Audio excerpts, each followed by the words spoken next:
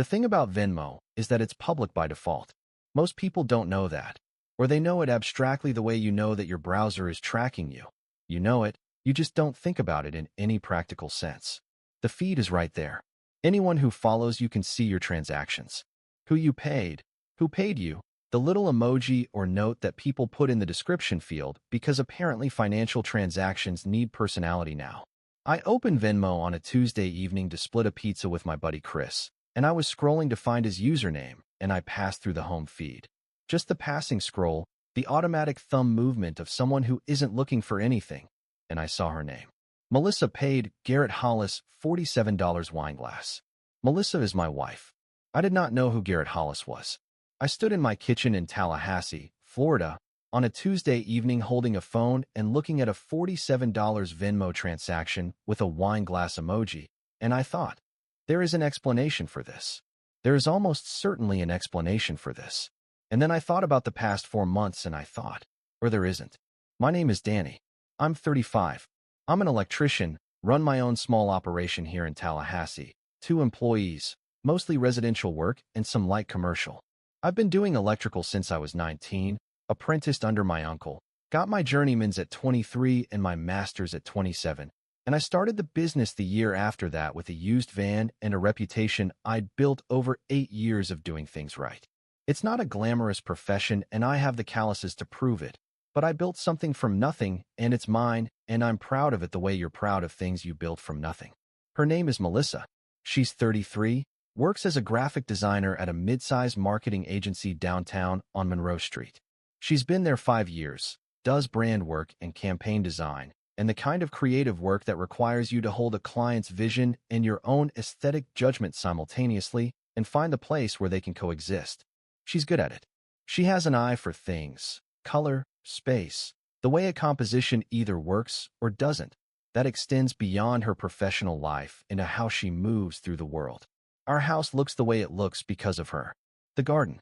The specific shade of gray on the front door that I'd said was too dark, and that turned out to be exactly right. We met in 2019 at a wedding where I was doing some last-minute electrical work on a venue that had blown a panel the morning of the ceremony. Not a job I'd normally take on a weekend, but the situation was urgent, and the venue owner was desperate, and I showed up in my work clothes and fixed the problem in 2 hours. Melissa was a guest. She was sitting near the entrance when I came in with my tools, and she looked at me and said, "You're either the most underdressed guest or the most overdressed electrician I've ever seen." I said the second one, and she laughed, and I went and fixed the panel and changed my shirt in my van and came back and found her at the bar and introduced myself properly. We dated for 14 months.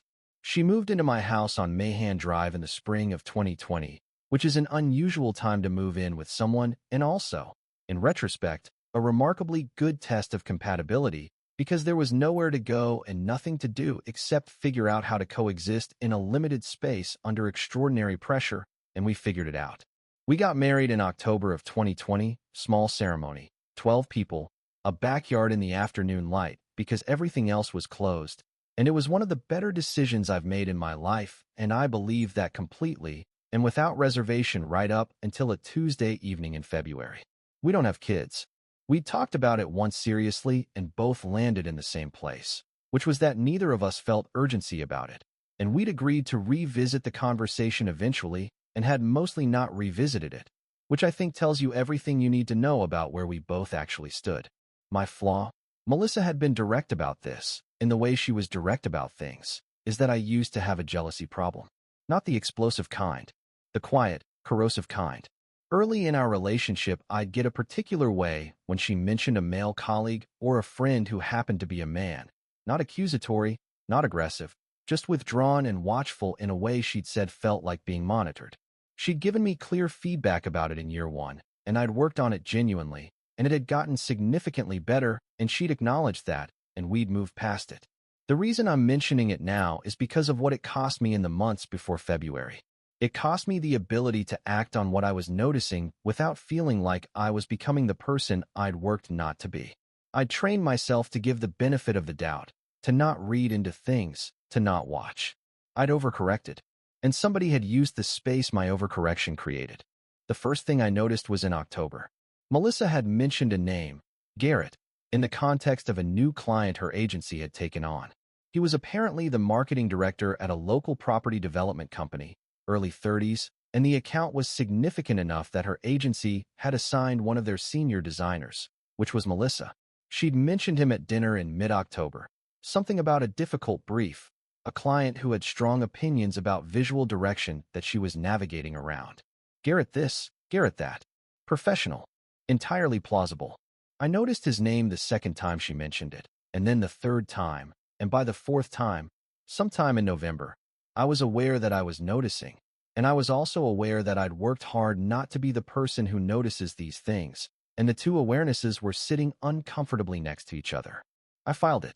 I gave her the benefit of the doubt, which is the thing I'd been practicing, and I told myself I was doing the healthy thing, the trust-based thing, the thing that a person who'd done the work on himself was supposed to do. In November, she started working late more often. The Garrett account was in full swing, she said, a big campaign launch for a new development project, deadline heavy. The kind of sprint that marketing agencies do when a client has a hard-out date. She'd text from the office at 7 or 8 saying she was running behind, eat without her, she'd be home soon. All of it plausible. The agency had deadlines. I knew that about her work. What I noticed, and I'm going to be honest about how long I sat on this before I admitted what I was noticing, was that she came home from these late evenings in a particular way. Energized. Not the tired relief of someone who's finished a long stretch of work, but something more like the specific brightness of someone who has had a good few hours. I'd cooked or ordered in, and she'd come home and eat cold food standing at the counter, and she'd be talking quickly about this thing and that thing, and the quality of her energy was wrong for 11 p.m. on a Wednesday. I noticed this in November. I noticed it again in December. I told myself I was falling back into old patterns. I told myself the work was genuinely exciting and that clients can be energizing and that I was seeing what I was afraid of seeing rather than what was actually there. I told myself this so many times and with such deliberate firmness that it became a kind of discipline. The discipline of not being who I'd been before, of trusting, of being the person she'd asked me to be. In January, the weekend thing started. She had to go into the office on a Saturday in early January. Client presentation, agency-wide thing. She'd be back by afternoon. She came back at 4, which was fine, and she seemed fine, and nothing about it was identifiably wrong. Then the following Saturday, she had something at the office again. And the one after that. I know how this sounds. I know the pattern because I've now read enough of these stories to recognize it from the outside. And from the outside, it's obvious. From the inside, when you've trained yourself out of the watching habit, and when you know your own history with jealousy, and when you genuinely want to trust the person you married, it's not obvious at all. It's just a series of plausible individual data points that you can explain away one at a time. The specific moment I remember from this period, I was pulling wire on a rewire job in the Killen Estates neighborhood on a Thursday afternoon, the kind of job that's physically demanding and mentally simple, and my brain was free to run while my hands worked. And it ran. I was standing in someone else's attic running cable, and I was thinking about Melissa. The late evenings, the office Saturdays, the way she'd been coming home energized when she should have been tired, the name that had started appearing in November and that I'd been carefully not treating as meaningful. I was building the inventory I'd been refusing to build. And I thought, if a client told me the electrical system in this house was fine, and then I found evidence that it wasn't, I wouldn't keep telling myself it was fine. I'd pull back the wall and look. I drove home that evening, and I thought about what looking actually meant, and then I remembered the person I'd been before, and I thought, I can't do that. I can't be that person again. And I didn't do anything. And that was my mistake. The Venmo discovery was an accident. I want to be specific about this because it matters. I was not looking at her Venmo. I was not surveilling her. I opened my own Venmo to pay Chris for the pizza. Chris Navarro, my employee, who'd picked it up on the way over and who I owed $12. And I scrolled through the home feed the way you scroll through anything when you're not looking for anything in particular, the automatic background processing of a screen in your hand. Her name appeared because we followed each other on Venmo. We'd set that up years ago when we'd first started splitting things, early in our relationship, and it had never been anything except convenient. Her transactions showed up in my feed the same way any followed account would. Melissa paid Garrett Hollis $47 wine glass. The wine glass emoji. Not a business lunch emoji. Not an office supplies emoji. Wine. I stood very still in the kitchen for a moment. Then I clicked on his name. Garrett Hollis had a public profile. The transaction history between them was visible. I scrolled through it slowly, the way you scroll through something when you're not sure you want to reach the bottom. There were 9 transactions. Going back to November. Some were Melissa paying him, some were him paying her, and the amounts were the kind that said splitting rather than reimbursing. $31, $47, $28, $52. Restaurants. From the emoji patterns. A few with no description at all. One in December with a simple Christmas tree that I looked at for a long time before I put the phone down. November through February. 9 transactions. Splitting bills at what appeared to be restaurants. One of them on a Saturday in January. A Saturday, she told me she was at the office. I put my phone face down on the kitchen counter. I stood there for about 5 minutes. Then I picked the phone back up and I searched his name. Garrett Hollis, Tallahassee.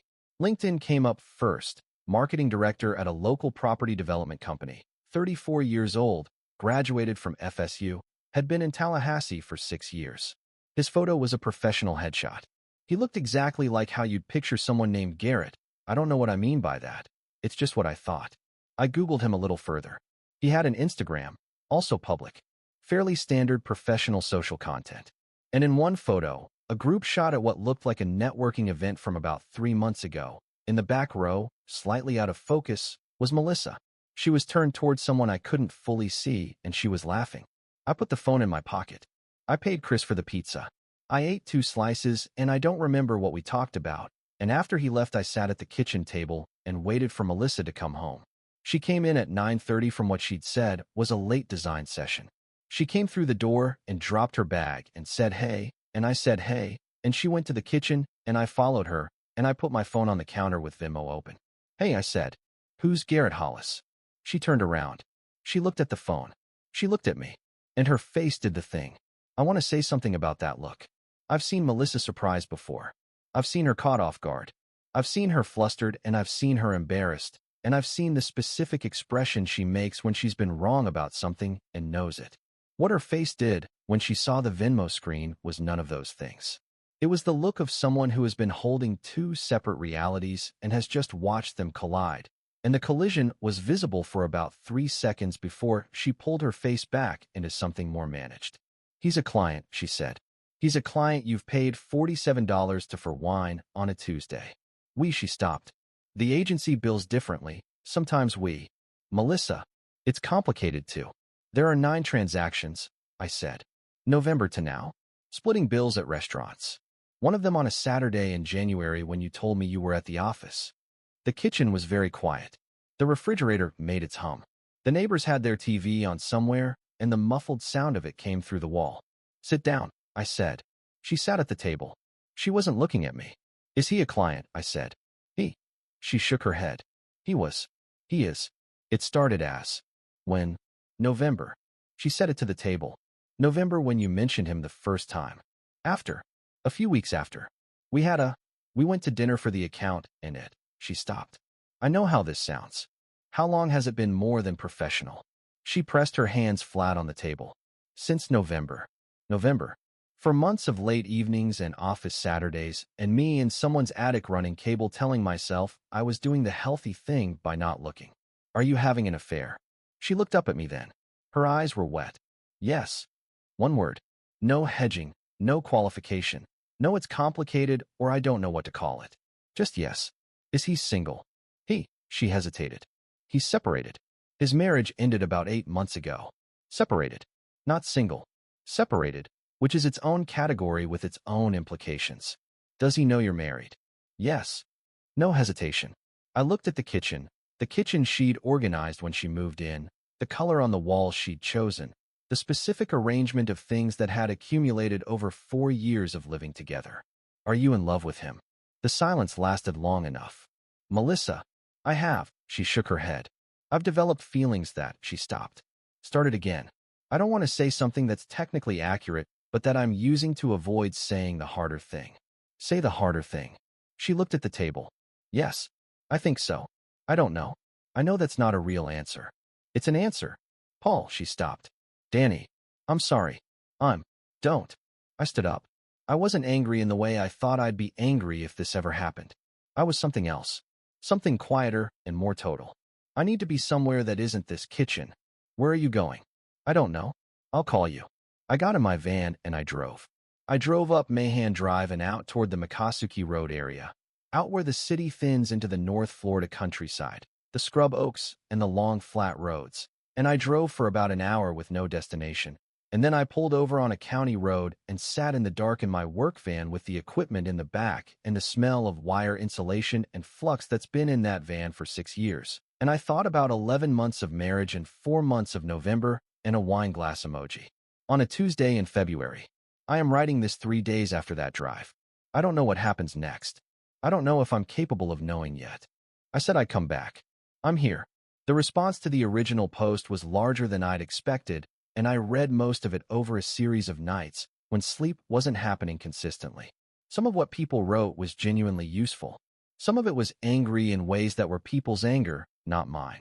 One comment said, "The wine glass emoji is such a specific detail, like she didn't even try to be subtle," and I've thought about that a lot, because she wasn't not trying to be subtle, she just wasn't thinking about the fact that I could see it at all, which is a different thing and somehow worse. She'd been living in a version of our life where this was a separate compartment, and she'd forgotten that Venmo doesn't have compartments. Here's what happened. Melissa moved out 14 days ago. We had 2 conversations in the days after the Tuesday kitchen confrontation. One that same night when I came back from the drive, one the following evening. And by the end of the second one, we'd reached the practical understanding that she needed to be somewhere else, while both of us figured out what the situation was. She moved to her friend Cassandra's apartment on Pensacola Street in the Midtown neighborhood.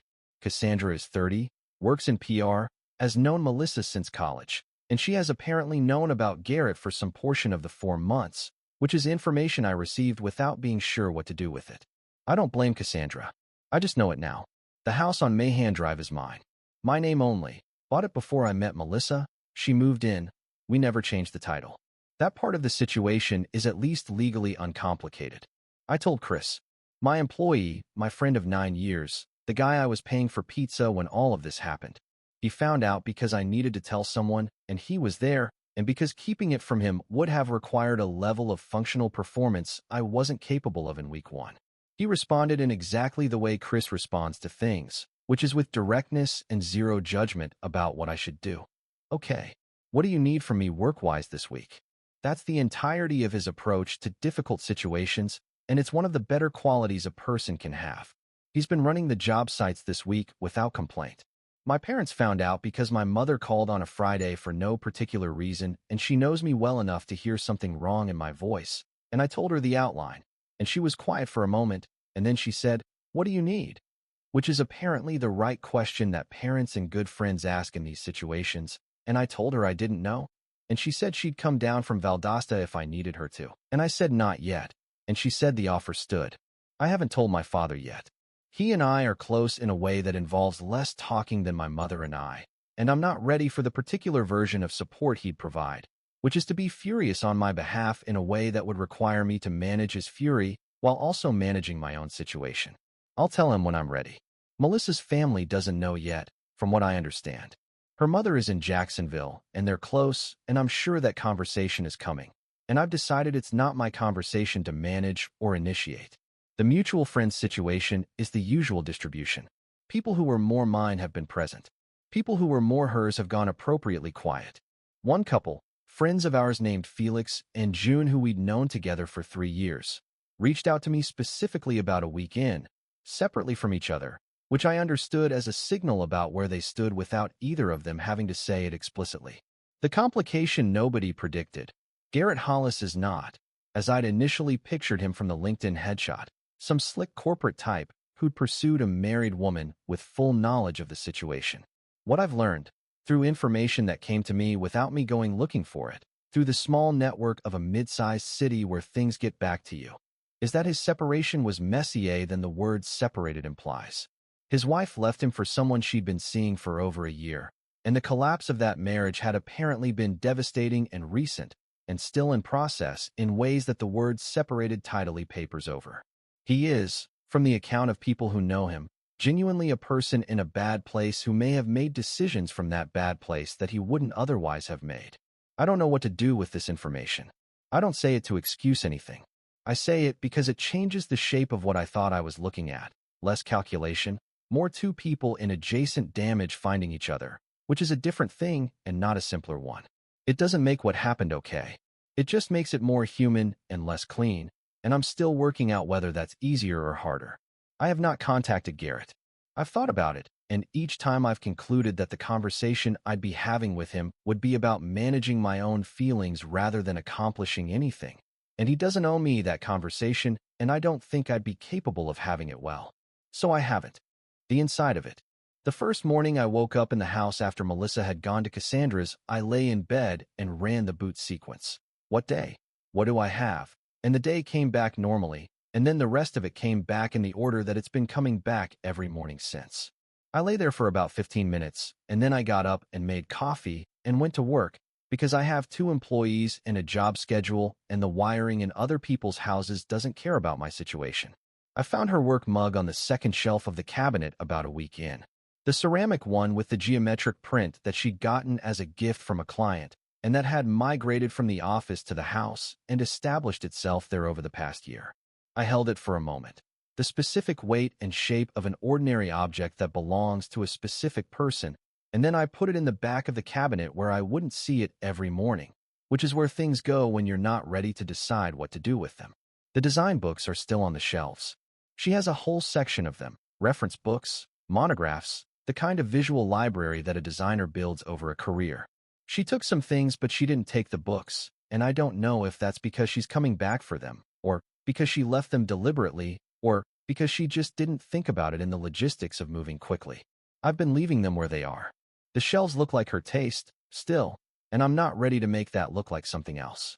There's a breakfast place on Thomasville Road called the Yellow Dog Cafe that we used to go to on Sunday mornings when we had no particular plan for the day, the kind of place that's been in the same spot for 20 years, and that accumulates a specific local loyalty.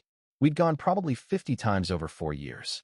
I went last Sunday alone, and I sat at a two-top by the window, and I ordered what I always order, and the server, a woman named Deb who has been working there since before I moved to Tallahassee, said, "Just you today?" And I said yes, just me, and she refilled my coffee without making it a thing, which was exactly right, and I sat there and ate my eggs and watched Thomasville Road and got through the morning. I still set 2 cups out for coffee in the morning. I've caught myself doing it 4 times now.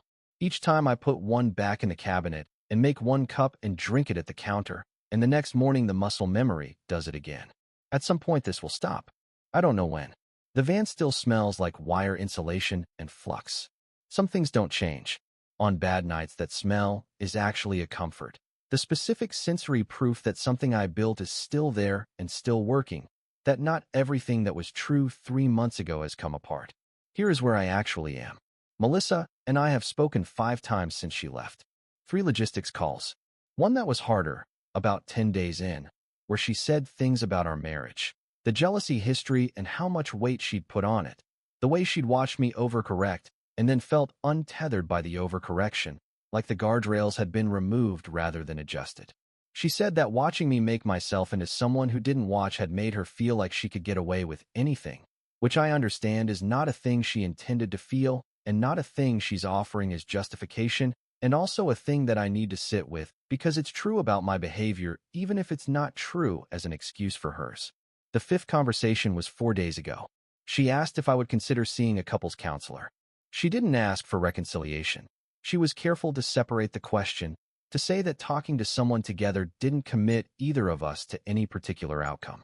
She said she owed me honesty about what had happened inside her before she owed me anything else, and that a therapist might help her provide that honesty in a way that was useful rather than just painful. I told her I'd think about it. That was the honest answer, and I gave it to her. She said okay, and we left it there. I've started seeing someone on my own.